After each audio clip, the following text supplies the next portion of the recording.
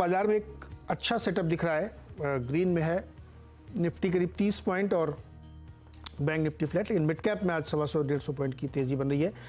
आज के मेहमान है गौरव बिस्सा, जो आपके सवालों के जवाब देंगे। गौरव, बहुत बहुत स्वागत है आपका CNBC आवाज पर। मार्केट कई दिनों से एक रेजिलियंस दिखा रहा है, निचले लेवल से अपने आप को रोकता है, कोशिश करता है, ऊपर से गिरता है, फिर रुकता है। ये जो लड़ाई चल रही है, इसमें आप किस तरफ हैं?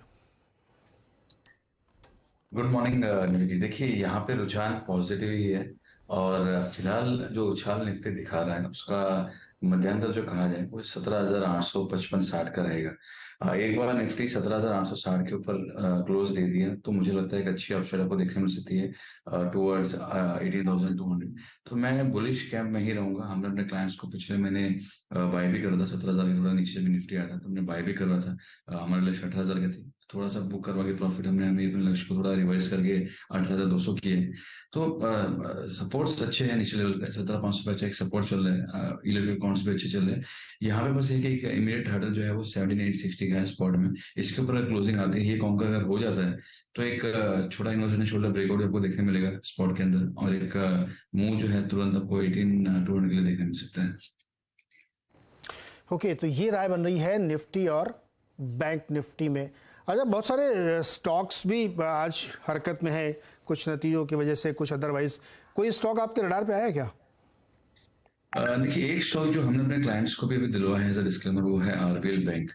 यहाँ पे आप फोकस कर सकते हैं कि अच्छे चैनल ब्रेकआउट्स इसमें हमको देखने मिल रहे हैं और प्रीवियस स्विंग हाई क्रॉस किए हैं तो ट्रेंड भी पकड़ रहा है यहाँ पे। तो 150 के स्टॉप लॉस से बाय कर सकते हैं, लेकिन इसको मैं कहूँगा थोड़ा अग्रेसिवली कम कीजिए क्योंकि इसके नंबर्स आने वाले हैं परसों, तो वो एक रिस्क रहेगा। बियॉन्ड दैट मुझे इसमें रिस्क फिलहाल स्ट्रक्चर की लग नहीं रही है, लेकिन नंबर्स हैं, आरबीएल बैंक है, ऊपर नीचे नंबर्स आ सकते हैं तो उसका एक परिणाम आपके विपरीत भी जा सकते हैं, तो वो सबसे आप थोड़ा हैश करके रखिए। बट ओवरऑल स्ट्रक्चर से काफी अच्छा लग रहा है। चलिए, सवाल जवाब का सिलसिला शुरू करते हैं। अनुज अग्रवाल हमारे साथ जुड़ रहे हैं अजमेर से। अनुज जी, बताइए क्या सवाल है? मेरे पास पूना वाला फिनकॉर्प के 250 शेयर है 300 रुपए की रेट से। ओके, मैं 6 महीने होल्ड कर सकता हूँ, अगर क्या करना होगा? 6 महीने होल्ड कर सकते हैं पूना वाला फिनकॉर्प, और 300 पे लिया है, 325 के आसपास है। रुकना चाहिए इनको, गौरव? देखिए, इसका स्ट्रक्चर खराब नहीं है, मेरे हिसाब से इसमें बने रहना चाहिए। यहाँ पे इसके जो ब्रेकआउट्स है मौजूदा स्तर पे वो 330 पे आपको देखने मिलेगी या 335 सॉरी देखने मिलेगी। तो एक बार स्टॉक 335 को अटेंड कर सकता है, वहां पे आप रिव्यू कर लीजिए, थोड़ा पार्ट क्वांटिटी बुक कर लीजिए। मैं समझूंगा अगर यहाँ पे मेरे को पैसा बन रहा है, 8% आपको ऑलरेडी रिटर्न बन रहा है, तो थोड़ा सा आप बुक कर लीजिए क्योंकि आपका नजरिया बहुत लंबी अवधि का नहीं है। और बाकी आप ट्रेलिंग स्टॉप को होल्ड कर सकते हैं। तो मुझे लगता है थोड़ा पार्शियल क्वांटिटी बुक कर लीजिए, बाकी आप वेट कीजिए। 335 की अगर क्लोजिंग आती है वीकली में अगर आती है तो स्टॉक पे है 360% आपको इजीली दिखा देगा। तो काफी स्ट्रॉन्ग स्ट्रक्चर तो इसका पॉजिटिव है, इसमें बने रह सकते हैं। इसमें बने रह सकते हैं, पूना वाला फिनकॉर्प में होल्ड करके रखिए। इसमें बहुत हरकत है, बहुत मूवमेंट इसमें होती रहती है। गौरव, थोड़ा सा वेट करिएगा, मैं एक नतीजे की बात करना है मुझे। केपीटी टेक्नोलॉजीज ने चौथी तिमाही में अनुमान से काफ़ी बेटर नतीजे पेश किए और कंपनी के मुनाफे और आय दोनों में शानदार बढ़त देखी गई, और कॉन्स्टेंट करेंसी ग्रोथ तो बहुत ही ज़बरदस्त थी। इसी नतीजों पर हम बातचीत करेंगे। कंपनी की CFO प्रिया हार्डिकर हमारे साथ हैं। प्रिया, बहुत बहुत स्वागत है आपका CNBC आवाज़ पर। नमस्कार।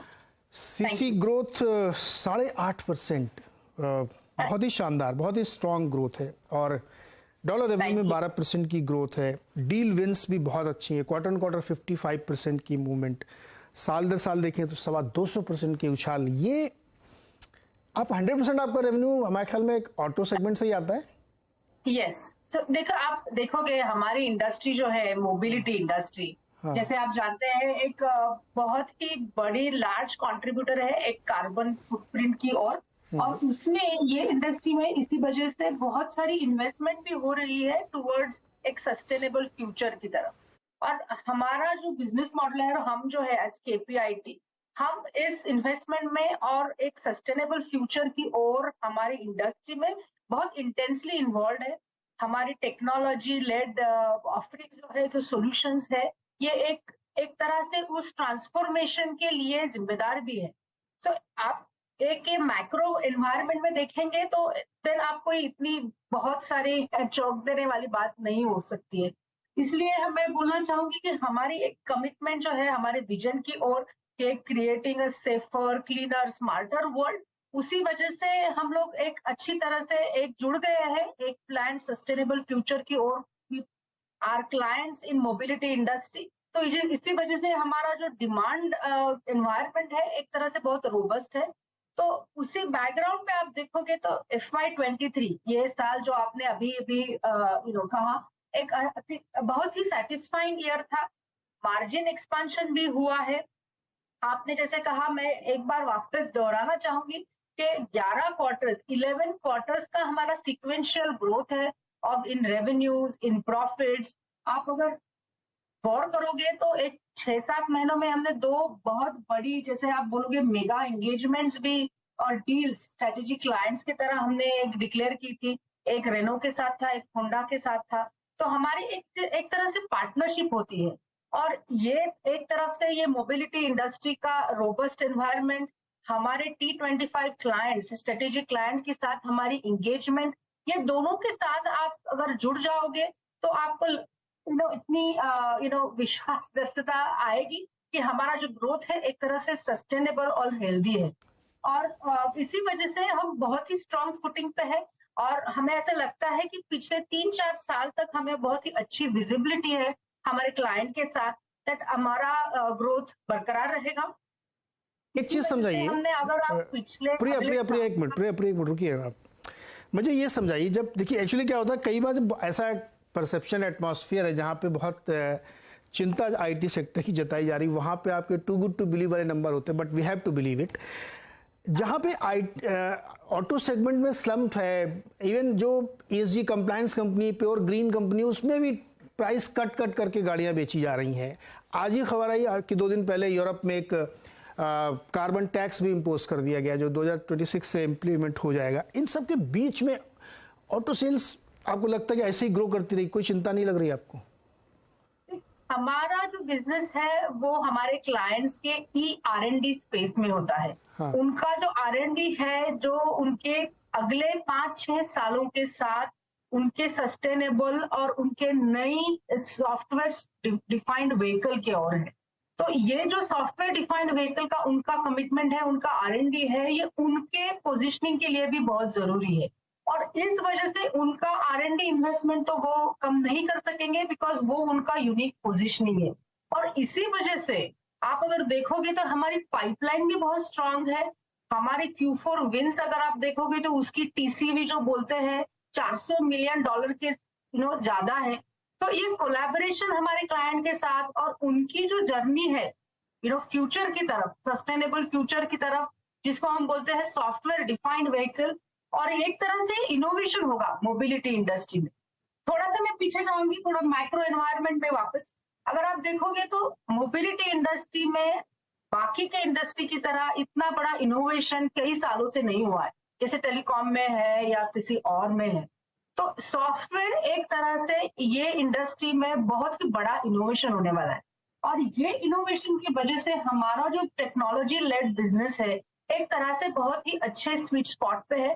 तो इसी वजह से हमारा पाइपलाइन भी स्ट्रांग है और जैसे कि आपने कहा, too good to be true situation में है। प्रिया जी, ये नहीं, बिल्कुल इंटरेस्टिंग पॉइंट है। बहुत सारी कंपनी अपने डिसीजन डिले कर रही, बट एक्सेप्ट ऑटो, जिनको कि अगले 4-5 साल में वो कंप्लायंस करना है। बट इसमें एशिया में क्यों इतना डिले है? आपका एशियन रेवेन्यू कम है और कम होता ही जा रहा है, यहाँ की कंपनियां नहीं सोच रही है ऐसा?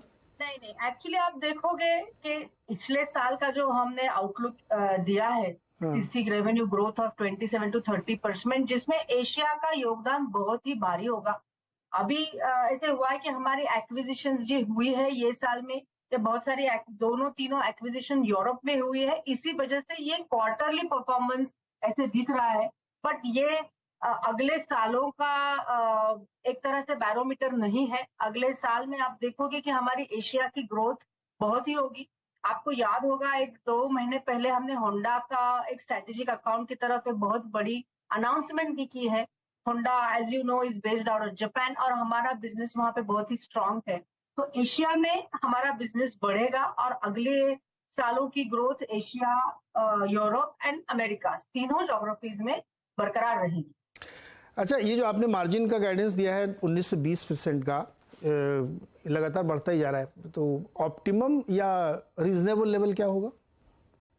I think 19 to 20% is reasonable. अगर आप देखोगे इस साल के साथ ऑप्टिमम क्या होगा फिर, और इससे कहाँ तक ऊपर जा सकता है? देखो, हम अभी जो आउटलुक दिया है हमने बहुत ही रियलिस्टिक एक आउटलुक दिया है, ऐसे मैं बोलना चाहूँ। That EBITDA margin between 19 to 20 is very realistic. आप देखोगे Q4 का हमारा मार्जिन इज 19.1%, साल का मार्जिन इज 18.9%, और पिछले साल से अगर आप कंपेयर करोगे तो 1 परसेंटेज पॉइंट से उसमें बढ़ोतरी हुई है। तो हमारा बिजनेस ग्रोथ और हमें जो एक तरह से इन्वेस्टमेंट करनी है टेक्नोलॉजीज में, जिसकी वजह से हम एक फोरफ्रंट में रहते हैं टेक्नोलॉजी में, वो दोनों का एक तरह से एक अच्छा संगम मिला के हमें लगता है EBITDA margin 19 to 20% is very realistic. Okay, आपका हेडकाउंट भी काफ़ी बड़ा है और कैश भी है बुक पे, कोई एक्विजिशन का इरादा है क्या? अभी हम लोग अभी ही एक्वायर हुआ है टेक्निका, एज यू नो। हम अभी हमारे integration of all the acquired entities is our focus area right now. We are going forward. Of course हम अभी जो कैश है वो हम ग्रोथ में ही इन्वेस्ट करेंगे, कैसे अपॉर्चुनिटीज मिलते हैं इसके ऊपर है। हम जुड़े रहेंगे आपके साथ बताने के लिए। बिल्कुल प्रिया जी, बहुत जोश में और बहुत ही ऑप्टिमिस्टिक और रोबस्ट कमेंट्री दे रही हैं कि यहाँ से आगे जाते हुए कहीं कोई दिक्कत दिख नहीं रही है। बहुत बहुत शुक्रिया और शुभकामनाएं प्रिया जी आपको। Thank you, have a good, thank you. KPIT technologies IT में एक बड़ा आउट परफॉर्मर आज भी है, ऊपर 2.5%, 928 रुपये का प्राइस है। गौरव, KPIT में क्या व्यू बन रहा है आपका?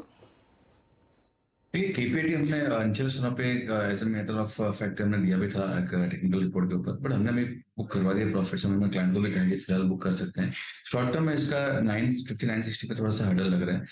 ओवरऑल अगर किसी का नजरिया 1-1.5 साल से ऊपर गया तो बिल्कुल बने रह सकते हैं। यहाँ पे काफी स्ट्रॉन्ग अप ट्रेंड में है स्टॉक, और काफी स्ट्रॉन्ग रिलेटिव स्ट्रेंथ चार्ट्स भी है compare to Nifty IT।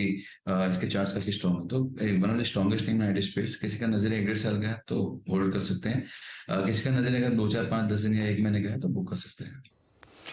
Okay, चलिए सवाल जवाब शुरू करते हैं। प्रशांत कुमार, मुरादाबाद, उत्तर प्रदेश से। प्रशांत जी बताइए क्या सवाल है आपका? जी सर, मेरे पास 2 शेयर हैं जी। एक तो हुडको है 15,000 शेयर, हाँ। दूसरा है NFL 6500 शेयर। 81 NFL है 81 रुपये 5 पैसे के, और हुडको है 46 रुपये 80 पैसे की, 15,000 शेयर। ओके, जल्दी बेचना है क्या? जी नहीं, 2 से 3 महीने के लिए। 2 से 3 महीने के लिए। 2 से 3 महीने के लिए है प्रशांत जी। बताइए गौरव जी, हुडको 4680 पे लिया है, 2 रुपए का फायदा है। देखिए, यहाँ पे स्ट्रक्चर बहुत अच्छा भी नहीं है, बहुत वीक भी नहीं, एक रेंज में ट्रेड कर रहा है। यहाँ पे मूविंग एवरेज का सपोर्ट जो है वो तकरीबन आपका 43 रुपए का आ रहा है, तो इसी के स्टॉप लॉस पे आप होल्ड कर सकते हैं। अगर ये सस्टेन होता है तो एक उछाल जो है वो आपको 52 तक के लिए देखने मिल सकती है, 52-53 के लिए। वहां पे आप एग्जिट के मौके ढूंढ सकते हैं हुडको के अंदर।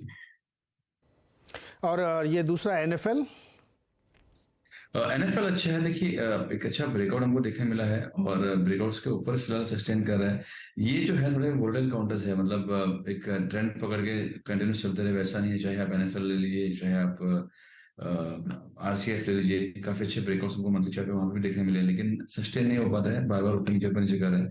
तो यहाँ पे स्टॉप लॉसेस थोड़े डीप रहेंगे, लेकिन अगर नजरिया अगर आपको अगेन 6 महीना या साल भर का है तो यहाँ पे होल्ड करके मतलब है। अदरवाइज आप स्टिक स्टॉप लॉस रखिए कि मैं अगर 70 के नीचे आएगा तो मैं एग्जिट कर दूंगा, ऊपर में 85 में एग्जिट कर दूंगा। वो लेवल से इसको प्ले कर सकते हैं। ओके, तो भैया इसमें ध्यान रखिएगा प्रशांत जी, ये जो अंधी दौड़ लगाते हैं ना फर्टिलाइजर वाले स्टॉक न्यूज़ पे, और फिर वो सस्टेन नहीं कर पाते, तो इसलिए आप ऊपर प्रॉफिट मिले तो उसमें से निकलने की कोशिश भी करिएगा। अगला सवाल है प्रकाश पांड्या का, अहमदाबाद गुजरात से। प्रकाश जी बताइए। हाँ, वो ऐसे शेयर है BOB का, हाँ, 220 के आसपास से एवरेज। अब क्या करना चाहिए मेरे को? 200, अरे बहुत ऊपर लिया आपने तो, 184 चल रहा अभी तो। 2017 का है। 2017 में इसका ऐसा भाव था क्या गौरव जी? 2017 में 220 रुपये में लिया था, 219 पे। बैंक ऑफ बड़ौदा, और आज चल रहा है 183-84 रुपए। क्या करें ये बने रह सकते हैं। पीएसयू बैंकिंग इंडेक्स में ब्रेकआउट्स हमको नजदीक देखने मिल रहे हैं, और ये भी अगर आप देखेंगे तो हायर टॉप्स हायर बॉटम में बनाना तो अप ट्रेंड में है, तो यहाँ पे आप बने रह सकते हैं। आपको समय रखना देना पड़ सकता है, बट ओवरऑल स्ट्रक्चर जो है मुझे इसमें खराब नहीं लग रहा है, और एक अच्छी अपसाइड आपको यहाँ से भी देखने मिल सकती है बैंक ऑफ बड़ौदा में।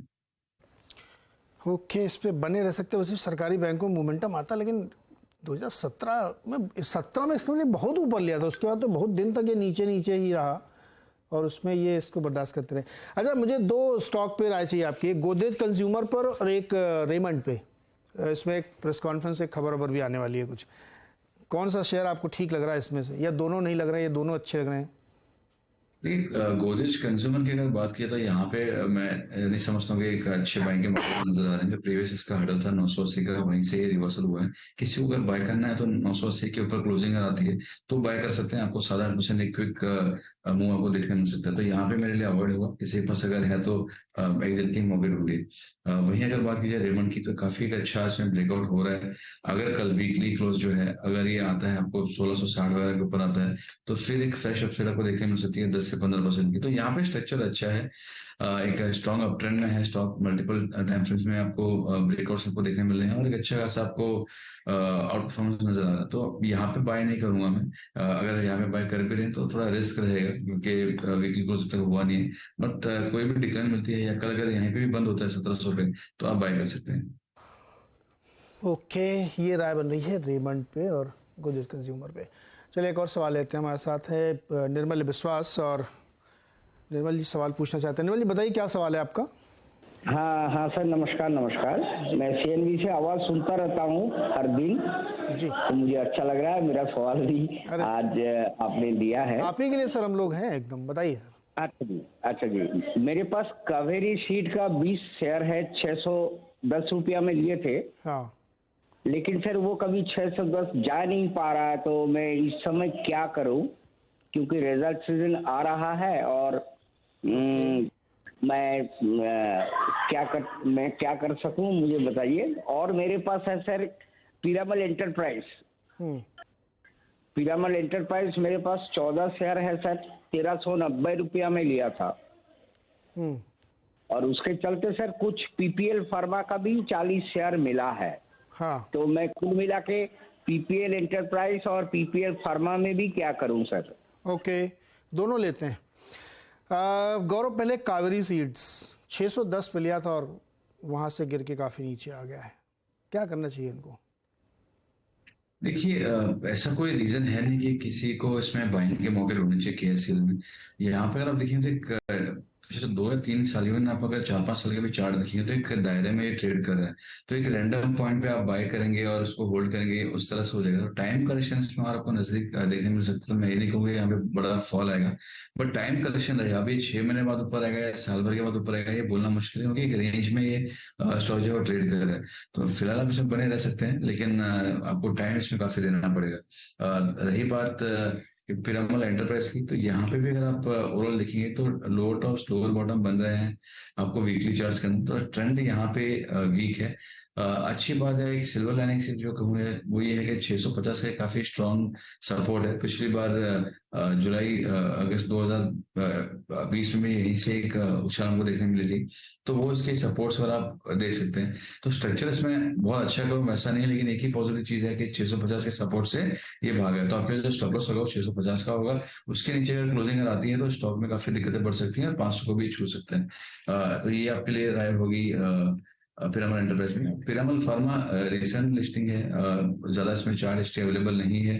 कोई ऐसे बुलिश संकेत में कहूँ शॉर्ट टर्म के लिए भी बाउंस करने के लिए वो ये है नहीं। आप उसके डेली चार्ट देखेंगे तो series of lower top lower bottom फिलहाल बने हुए हैं। यहाँ पे जो एक्शन है ट्रैक्शन आपके है वो आएगा एक बार स्टॉक जो है 80 को पार कर ले, तो इसका जो सिलसिला है लो टॉप लोअर बॉटम का वो बदल के हायर टॉप हायर बॉटम में आएगा, तब स्टॉक लुक्रेटिव हो जाएगा और एक अच्छी अपसाइड आपको 100 के लिए भी देखने मिल सकती है। जब तक वो नहीं होता है प्रीएम्प्टिव यहाँ पे रहना सही नहीं रहेगा। ओके, तो ये राय है निर्मला जी आपके लिए तीनों स्टॉक्स पे जो आपने होल्ड कर रखे हैं, और आपने पूछे गौरव जी की मदद से आपकी समस्या हल करने की कोशिश की मैंने। चलिए अगला सवाल एक ट्विटर से लेते हैं। निधि पूछना चाहती हैं कि बजाज फाइनेंस के 14 शेयर हैं 7394 पे। फंस गई हैं, ये फंस गई ना इसमें सर?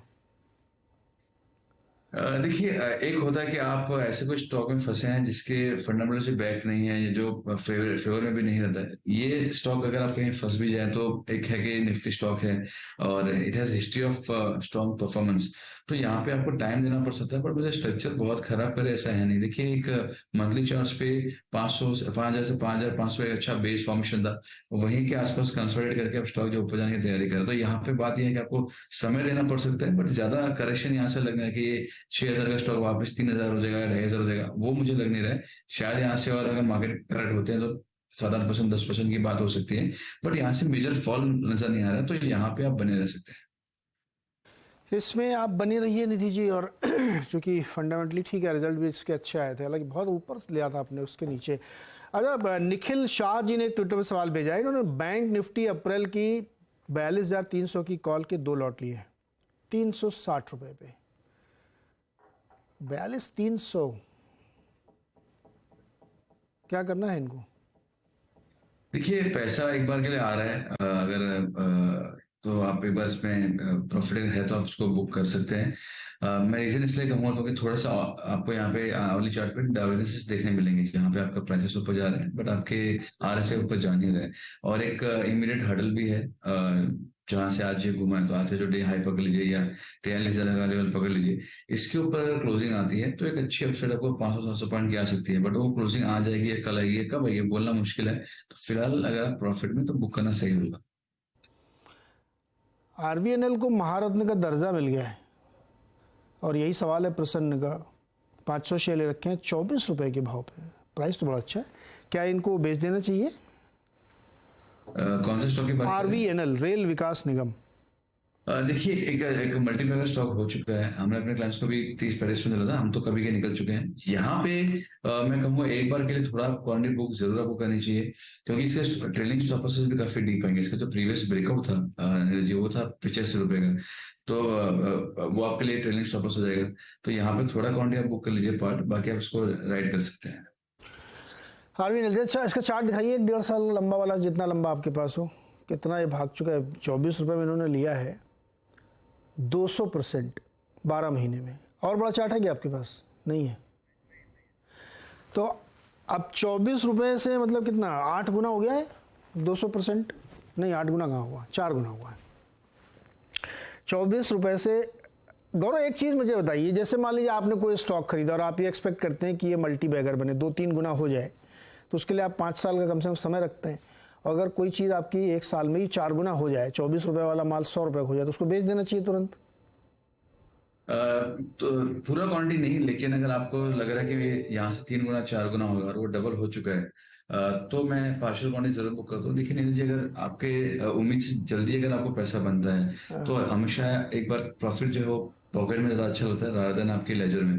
तो मैं ये मानता हूँ कि अगर जैसे हमने TWL क्लाइंट्स को दिलवाया था, जहाँ पे हम 3 बैगर के लिए प्ले कर रहे थे, तो 185, 190 पे जब भी वो 300 हो गया है, 320 वाला आया, तो हमने प्रॉफिट बुक करना शुरू कर दिया कि अभी ऑलमोस्ट डबल हो गया आपका 4-5 महीने में। तो यहाँ पे इतना फटाफट मूव अगर आया तो आप थोड़ा बुक कर लीजिए प्रॉफिट यहाँ पे। तो अगर तुरंत पैसा बनता है तो मैं हमेशा उसमें बिलीव करता हूँ कि पूरा एग्जिट नहीं, लेकिन पार्शियल क्वांटिटी जरूर लेनी चाहिए, क्योंकि ये स्पीड सेम रहे नहीं रहे, कंसोलिडेशन में चलता रहेगा, तो स्ट्रक्चर खराब नहीं होता, लेकिन टाइम करेक्शन काफी इसमें हो जाएगा। तो अगर नीचे में मिलेगा मैं फिर ले सकता हूँ। तो मैं एक बार तो यही कहूंगा कि अगर तुरंत पैसा बनता है थोड़ा आपको उसमें बुकिंग करनी ही चाहिए, प्रॉफिट बुक करना चाहिए भाई। अगर कोई चीज़ बहुत सरपट दौड़ गई ना, तो फिर ऐसा ना हो कि टाइम करेक्शन में आ जाए स्टॉक, फिर आप उदास हो जाएंगे कि अब चल ही नहीं रहा, अब चल ही नहीं रहा है। तो इसलिए प्रॉफिट बुक करने की सलाह दी जाती है, क्योंकि समय से पहले 1 साल में 4 गुना कम नहीं होता बॉस। तो खैर ये राय बन रही है, और यहाँ पे ब्रेक लूँगा मैं। और गौरव जी, बहुत बहुत शुक्रिया मदद करने के लिए दर्शकों की।